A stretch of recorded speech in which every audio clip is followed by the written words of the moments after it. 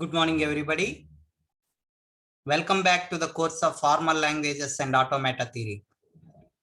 This video is brought to you by Newton's Group of Institutions, Macherla. This is Arvind Egreddy from the Department of Computer Science and Engineering. Today, let us discuss few of the limitations and application areas of finite state automata. Now, first coming to the limitations of finite state automata, FSA. In finite state automata, we are considering deterministic finite automata, DFA, non-deterministic finite automata, NFA, and non-deterministic finite automata with epsilon mus, which come under finite state automata without output. Whereas Mealy machine and Moore machine are finite state automata with output. As we have already discussed, the output of Mealy machine, which depends on the current state and the current input, whereas the Moore machine is the machine whose output only depends on the present state but not on the present input.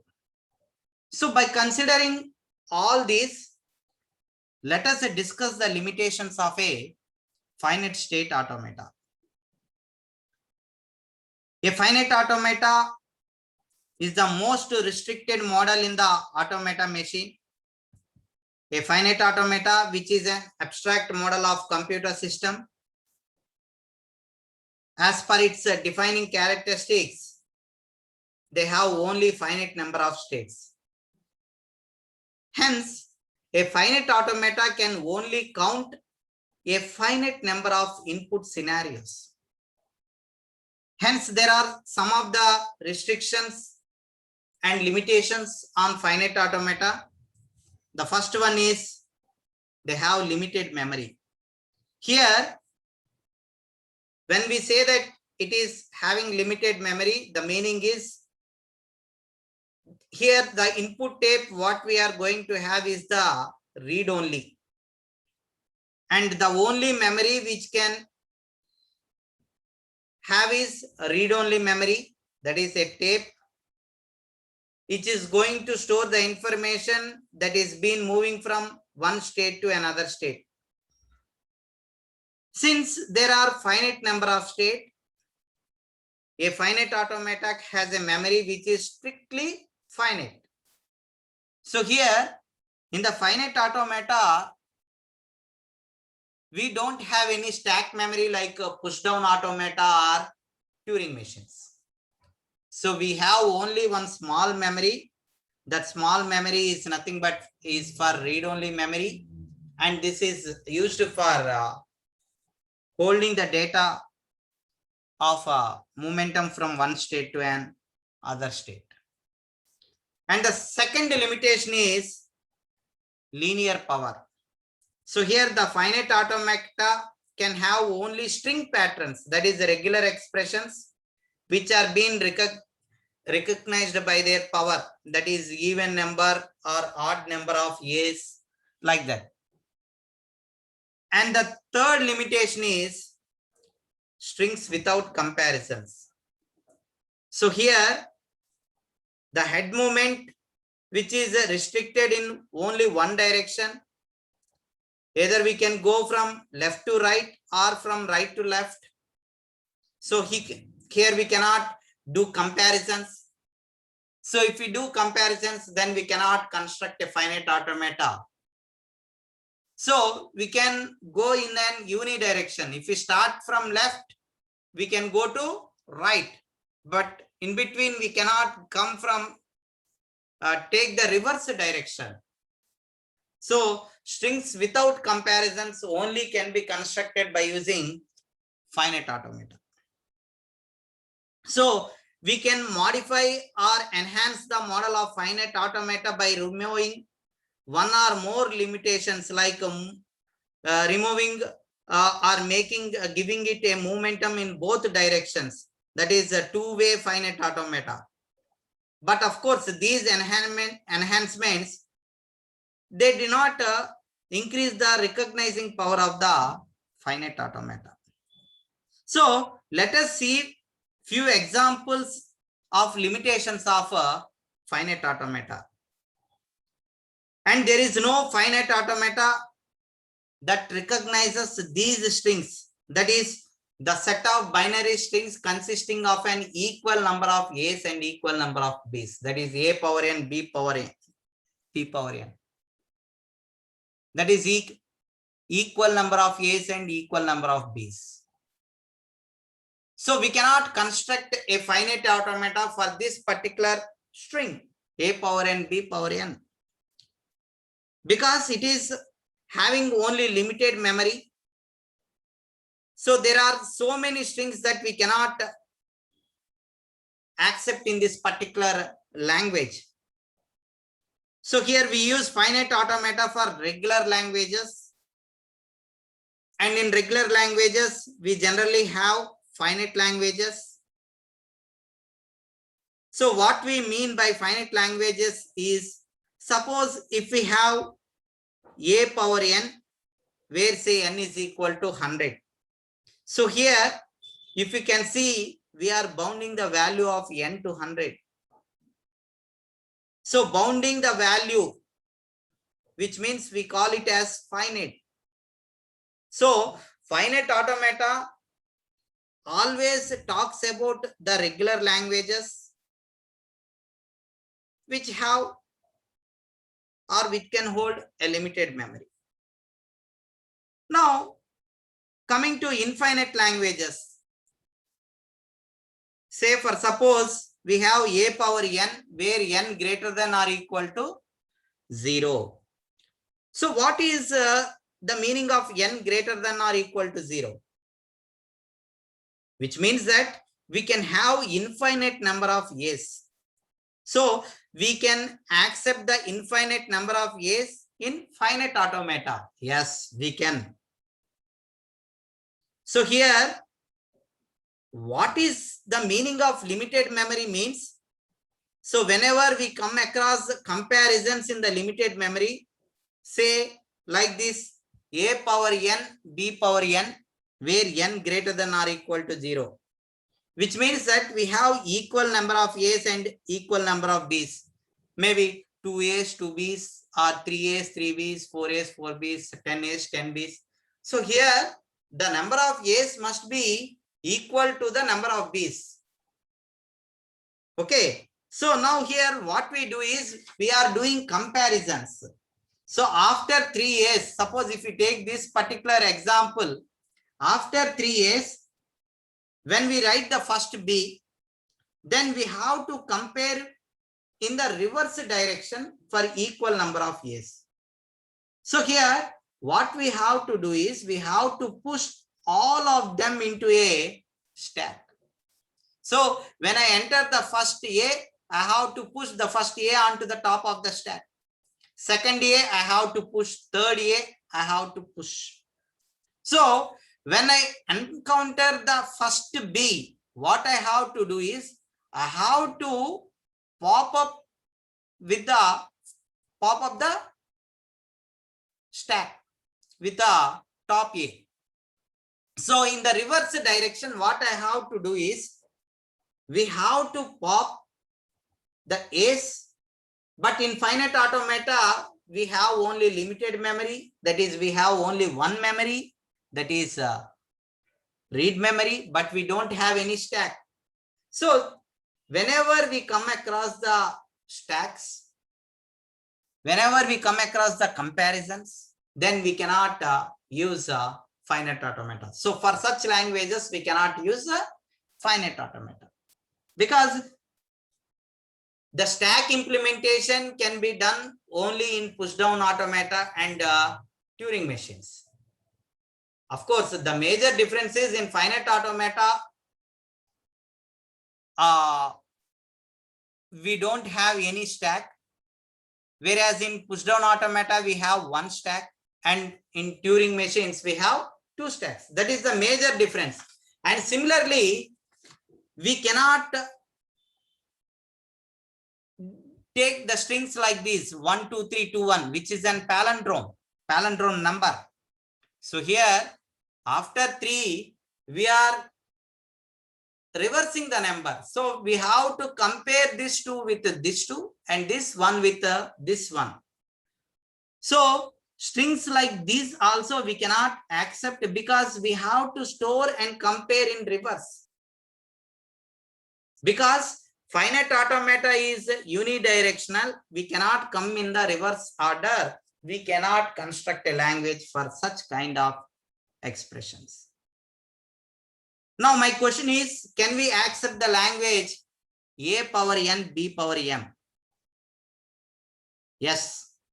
Why? Because until we do not do any comparisons, we can accept that string or language in finite automata. For suppose the same question is being asked like this: a power n b power m, where n is equal to m, or a power n b power m, where n not equal to m, or if the same question is being asked a power n b power m, where n is greater than m or n is less than m. In such cases, we are doing comparisons. So we cannot accept this language in finite automata. That is what we meant by finite. So here, automata is a machine that can accept a string of languages L over an input alphabet. So here, so far we are familiar with different types of automata. Now, let us discuss the expressive powers of automata and further understand the applications of finite automata. So here, the expressive power of any machine can be determined from the class or set of languages that are being accepted by a particular type of machine. So here, let us see the 5 different machines, that is finite automata, PDPA, PDA, LBA, and TM. So if you can see here, finite automata FA is having less powerful than any other machines. So these are the 5 different types of machines. So FA, finite automata, PDA, push down automata, LBA, linear bound automata, TM, Turing machine. So here, when we observe this particular expression, the finite automata is a less powerful than any other machine. It is important to note that the DFA and NFA, deterministic finite automata and non-deterministic finite automata, are of same power, because every NFA can be converted to DFA and every DFA can be converted into an NFA. And at the same time, the Turing machine TM is the most powerful machine than any other machines. So now let us see the equivalence of finite automata. So here the finite automata equivalent is push down automata with finite stack. Suppose we have a push down automata. So when I say push down automata, it will be having one stack. But if the size of that particular stack is finite, then it is equivalent to finite automata. Or we have a Turing machine, but the Turing machine tape size is finite, then that is also equivalent to finite automata. Or if we have a Turing machine which is only unidirectional, like finite automata, we cannot come in the reverse direction, then that is also equivalent to finite automata. And a Turing machine with a read-only tape which is not having the stacks, then that is also an equivalent to finite automata. Now let us see the equivalent of push-down automata. Suppose if we are adding a stack to a finite automata, then that is equivalent to a push-down automata. Or if we are removing one stack from Turing machine, then that is also equivalent to a push-down automata. Now, coming to Turing machine equivalence, if we are adding one single stack to PDA, then it is equivalent to Turing machine. Or for any finite automata or for any finite state machine, if we add 2 states or 2 stacks, then it is equivalent to Turing machine. So now coming to the applications of finite automata. So here in this particular slide, you can see the different applications of finite automata, push down automata, PDA, linear bound automata, LBA, and Turing machines, TM. Of course, in this particular lecture, let us only see the applications of finite automata. So here the first application of finite automata is, it is used for designing of lexical analysis of a compiler. So here lexical analysis is the first phase of the compiler, which we also call it as an scanner. What it will be doing? It will convert the high level input program into sequence of tokens. So here the lexical analysis can be implemented with the help of deterministic finite automata. And the second application where we can use this finite automata is for recognizing the patterns using regular expressions. So here finite automata are formal machines for recognizing the patterns, and these machines are used extensively in compilers and text editors, which must recognize patterns in the input.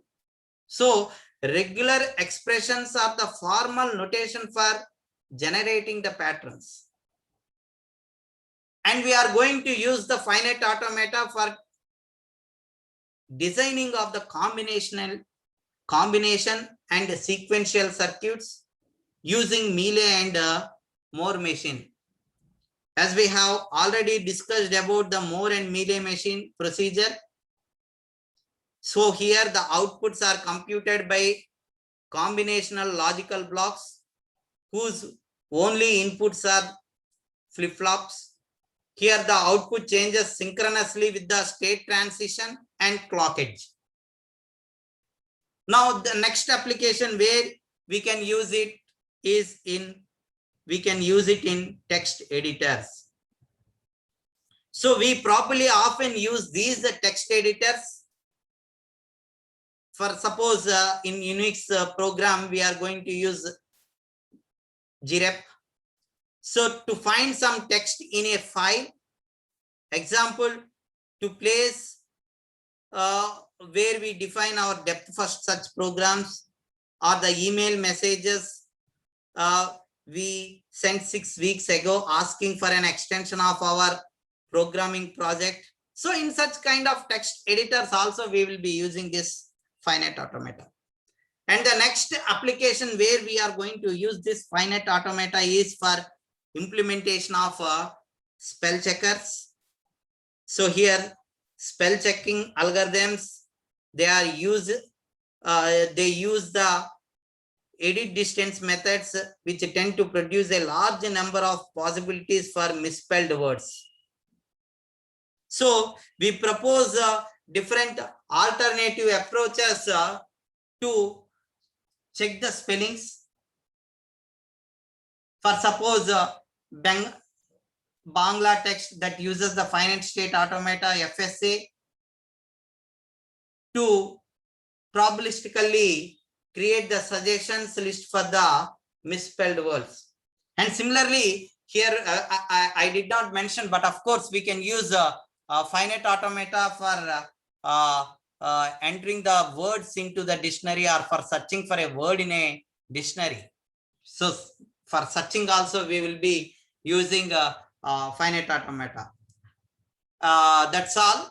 But of course, see here you can see in this particular slide we have some push down automata, applications of push down automata, linear bound automata, LBA applications, Turing machines, Turing machines. So in coming classes, anyway, we will be discussing in those regarding those chapters. So there we will see these different applications of push down automata. Okay. So that's all for now. Thank you. If you like this video, please subscribe to my channel and press the bell icon for the latest notifications. Thank you one and all.